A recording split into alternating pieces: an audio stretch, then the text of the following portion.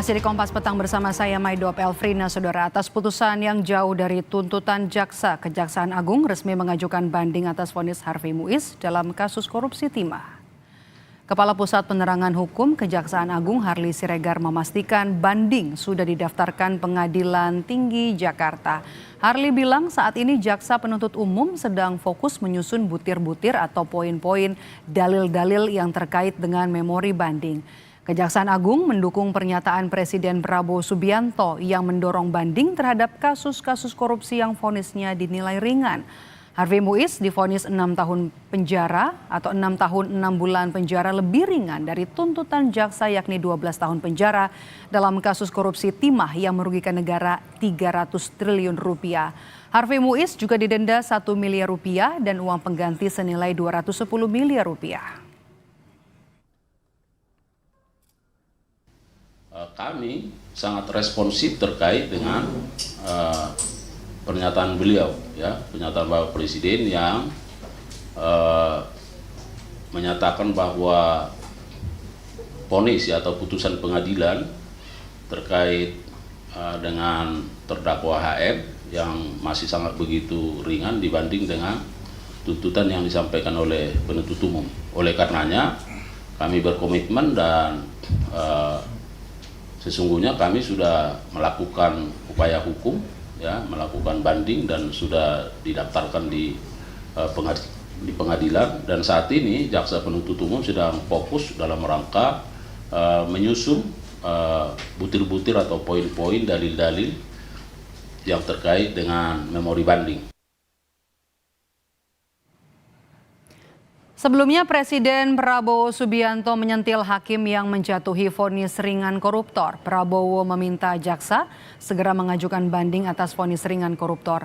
Prabowo menyebut koruptor yang merugikan negara ratusan triliun rupiah harusnya divonis 50 tahun penjara.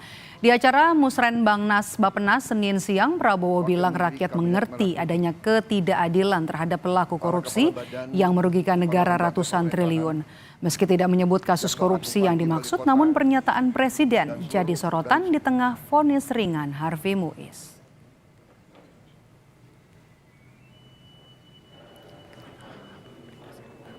Kalau sudah jelas melanggar, jelas mengakibatkan kerugian triliunan, ya semua unsurlah. Terutama juga hakim-hakim, ya vonisnya jangan terlalu ringan lah.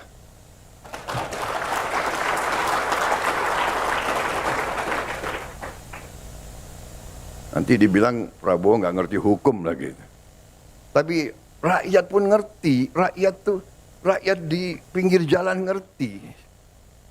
Ngerampok triliunan, kalau triliunan, ratusan triliun. Jaksa Agung naik banding nggak? Naik banding ya? Naik banding. Vonisnya ya 50 tahun begitu kira-kira itu.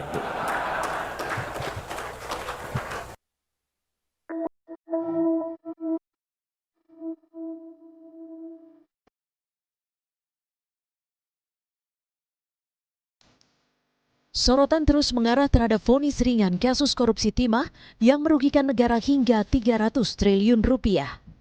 Belum selesai kekesalan publik terhadap vonis ringan Harvey Muiz, publik kembali dihadapkan dengan vonis ringan terhadap terdakwa lainnya, yaitu Helena Lim.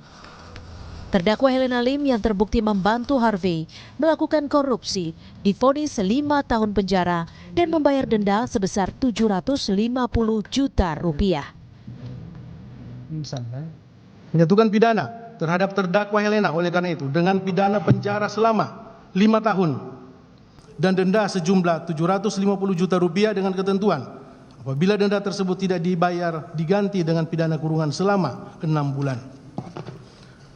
Menghukum terdakwa Helena untuk membayar uang pengganti sejumlah 900 juta rupiah. Sebelumnya, Harvey Muiz divonis penjara selama 6 tahun 6 bulan dan dikenakan denda 1 miliar rupiah subsidi 6 bulan penjara, serta membayar uang pengganti sebesar 210 miliar rupiah.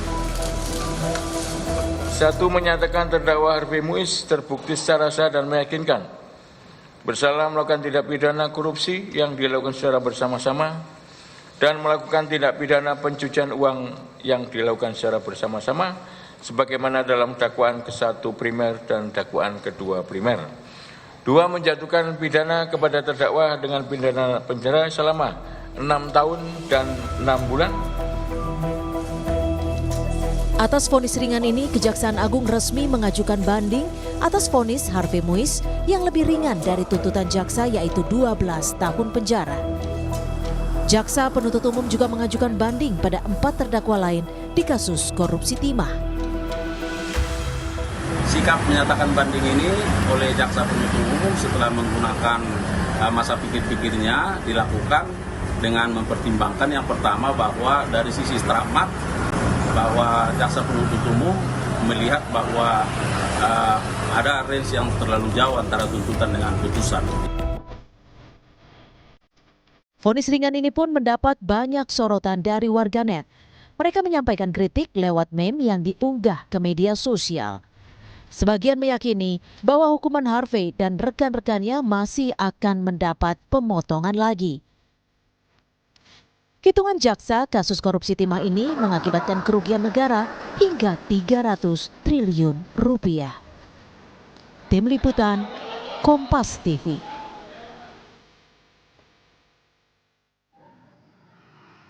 Lalu bagaimana publik serta berbagai pemangku kepentingan bisa mendorong dan juga mengawasi agar vonis untuk koruptor di kasus timah 300 triliun rupiah bisa setimpal dan juga memberikan efek jera? Kita bahas bersama dengan Rudianto Lalo, anggota Komisi 3 DPR RI, fraksi Nasdem, dan juga Yenti Garnasih, pakar tindak pidana pencucian uang. Selamat petang Pak Rudi dan juga Bu Yenti. Saya mau ke Selamat petang. Pak Rudi dulu nih, Pak Rudi. Komisi 3, komisi yang membidangi hukum, vonis ringan kepada para terdakwa kasus korupsi timah sampai bahkan mendapatkan atensi dari Presiden Prabowo Subianto. Bagaimana sikap DPR?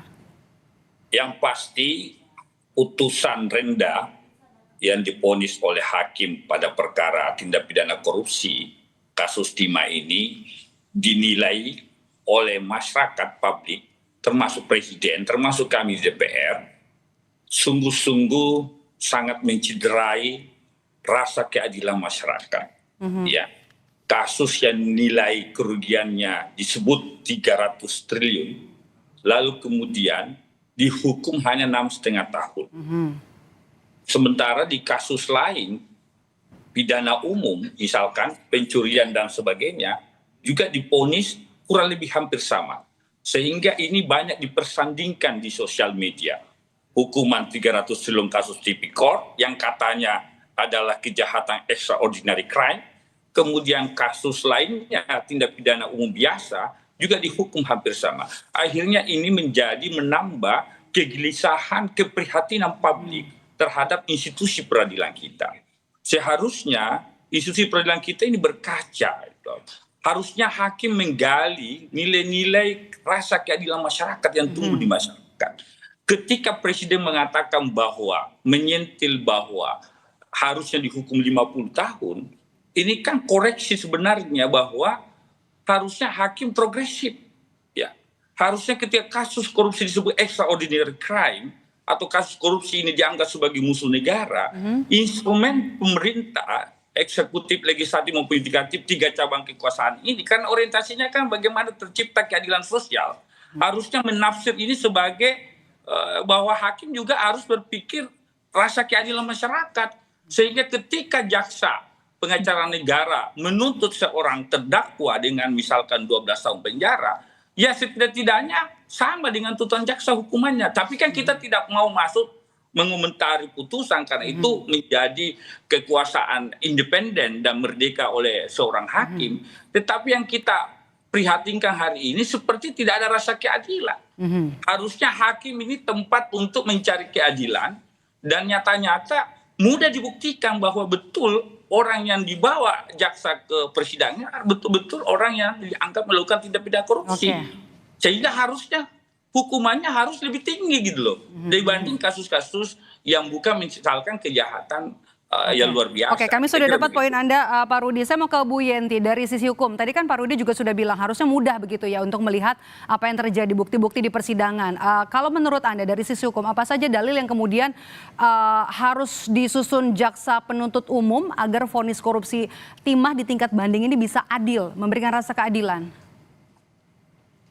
Iya, nanti kan kita harus melihat ya, tuntutannya harusnya disebutkan ya dalam putusan itu. TPPU-nya itu pasal berapa? Karena TPPU-nya ada pasal yang apakah aktif atau pasif. Saya kira aktif. Aktif itu 20 tahun maksimumnya harusnya gitu kan. Ini juga harus digali ke sana. Sekarang gini, tidak usah berbicara tentang akibat yang timbul adalah 300 triliun. Tetapi yang bersangkutan ini aja lah. Misalnya Helena dan dan HM gitu ya, Harvey Muiz. Itu kan dia menikmati hasil kejahatan saja 400 M gitu ya. Jadi kita bandingkan sama yang miliar-miliaran lah. Kemudian ini ada korupsi dan TPPU. Tapi saya pikir harusnya Pak Lalo, ini kan juga karena ini kan kumulatif dan ada angka 20 tahun di TPPU, mestinya dari tuntutan pun harusnya dimaksimal angka 20 ya. Ini tuntutan juga 12 dan lagi saya tahu sekali karena saya beberapa kali ikut gelar dan saya memberikan keterangan ahli tapi saya nggak dipanggil di pengadilan, Pak. Ini ya saya agak heran tuh, saya selalu tidak pernah dipanggil gitu ya. Hakimnya nggak mau manggil ataukah jaksanya tidak menyodorkan bahwa di BAP TPPU ada saya gitu ya. Artinya saya nggak gitu mengerti ini kenapa jadi TPPU-nya seolah-olah jadi sesuatu yang sangat ringan. Dan ini jauh dari rasa keadilan.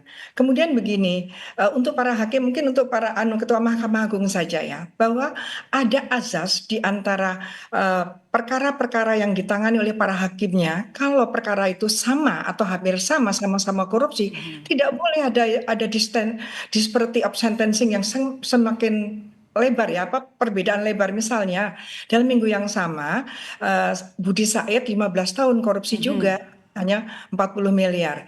Ini si 300 triliun akibatnya dan dilakukan oleh 22 orang yang harusnya sama-sama itu turut serta bersama-sama pidananya itu sama gitu kan. Kok hanya 6,5 tahun. Artinya gini, para hakim walaupun dengan kebebasannya itu bukan Anda sebebas-bebasnya, Anda harusnya punya pedoman pemidanaan. Anda harus tahu tujuan pemidanaan. Apakah 6,5 tahun ini akan menjerahkan, akan mencegah atau tidak? Anda bertanggung jawab terhadap masyarakat yang sekarang ini sangat bergolak. Ini begini, kenapa ada hakim? Karena kita mempercayakan keadilan pada hakim supaya masyarakat lihat ya hartanya dikorupsi itu tidak mengadili sendiri. Nah, sekarang kalau hakimnya tidak bisa dipercaya. Nah, ini sayang sekali mumpung ada ketua DPR, ada anggota DPR, sayang sekali ya momentum Zara Prikar itu tidak jadi momentum. Itu harus dibuang semua karena kita sudah tidak percaya lagi dengan Mahkamah Agung gitu. Oke, Bu Yenti, kita ke Pak Rudi. Pak Rudi, menurut Anda haruskah KAI segera turun tangan dalam kasus vonis ringan terhadap para koruptor yang terbukti dalam kasus korupsi timah ini? Yang pasti ini koreksi bagi pimpinan Mahkamah Agung. Ya, bahwa putusan ini dikecam oleh masyarakat Indonesia, termasuk Bapak Presiden Republik Indonesia. Minimal ketua Mahkamah Agung mengumpulkan kembali ketua Kamar Pidana ya untuk memberi pedoman kepada hakim-hakim agar mengatensi kasus-kasus tindak pidana korupsi ini. Betul kata Ibu Prof Yanti tadi, bahwa ada pedoman pemidanaan di situ. Jangan kasus korupsi yang nilai kerugiannya misalkan 5 miliar, 10 miliar, lalu kemudian putusannya sama dengan 300 triliun misalkan. Ini kan sangat tidak berkeadilan. Karena kapan ada putusan yang tidak berkeadilan oleh di mata publik, pasti akan menuai kecaman, reaksi publik. Dan itu yang kita tidak mau. Kita mau kekuasaan yudikatif kita ini betul-betul mendapat kepercayaan masyarakat. Bahwa untuk mencari keadilan datang ke pengadilan, tetapi manakala ada kasus-kasus besar seperti ini yang betul-betul negara konsen, lalu kemudian hakim pemeriksaan di persidangannya nyata terbukti, lalu kemudian dihukum putusannya rendah, ya pasti ini dianggap dagelan-dagelan saja, permainan apa ini, kan seperti itu yang muncul di masyarakat.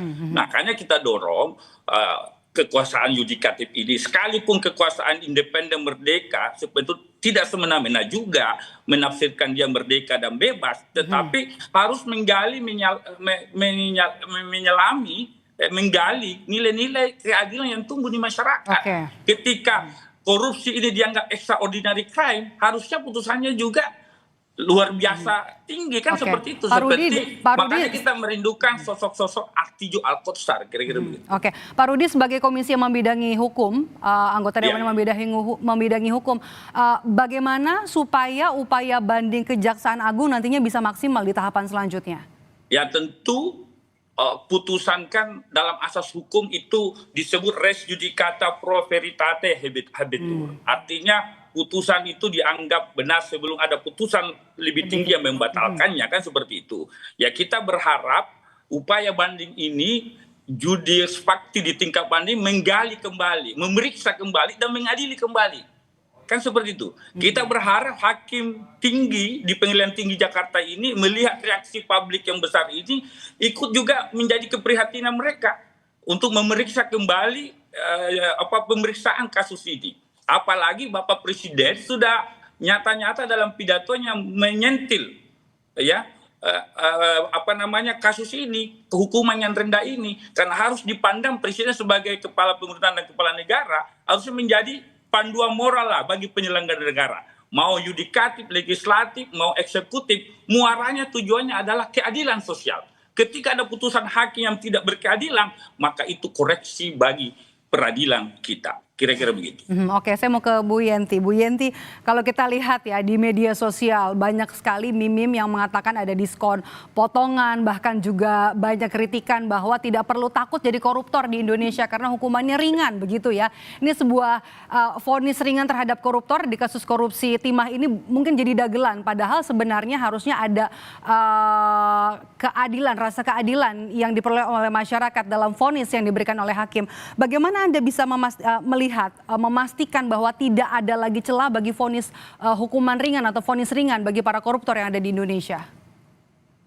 Ya, nanti betul tadi Pak Lalo ya, mungkin nanti jangan mengadili sendiri, dibuka aja kan, terbuka saja, jangan mengadili sendiri. Bisa tidak mengadili sendiri di putusan di bandingnya. Jadi karena ini kan ini masih di yudek paksi kan nanti. Jadi nanti kita lihat itu, kita akan lihat dan kemudian semoga hakim juga berani memberikan putusan justru di atas tuntutan, nggak masalah karena pasal yang diancamkan itu ada 20 tahunnya. Ini masyarakat juga harus tahu. Jadi hakim itu juga harus tahu bahwa ada loh masyarakat yang tahu, seperti dikatakan Pak Presiden. Saya merasa Pak Presiden kali ini berbicara sebagai kepala negara sudah tepat mengatakan ini. Kenapa?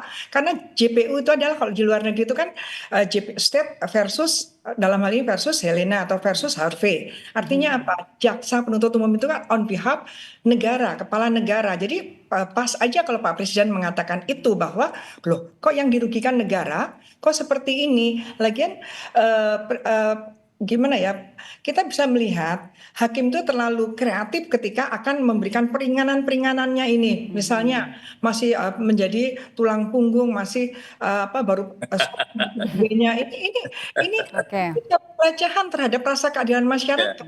Apakah hakim masih melihat bahwa masyarakat hal-hal yang meringankannya ini ya? Itu menjadi justifikasinya dia untuk menurunkan itu. Dan makanya kita berharap hakim di pengadilan tinggi itu berani memutuskan di atas tuntutan yang 12 tahun. Itu juga terlalu ringan soalnya tuntutannya. Kondisi sekarang hakim-hakim seperti ini, yang seperti Zarab Fikar yang ada 1 triliun di satu rumah, ini kan harusnya JPU juga siap-siap untuk dituntut setinggi-tingginya. Jadi yang memberikan kesempatan untuk hakim berani main-main di atas tengah, harusnya kan gitu. Ya saya juga nggak tahu kenapa JPU juga nuntutnya tidak terlalu kuat gitu ya, tidak seperti kalau kejahatan yang biasa. Ini juga menarik ya. Betul, jangan sampai ini ada permainan mulai dari penyidikan, penuntutan dan pengadilan, karena dalam hal ini penyidiknya juga Kejaksaan Agung.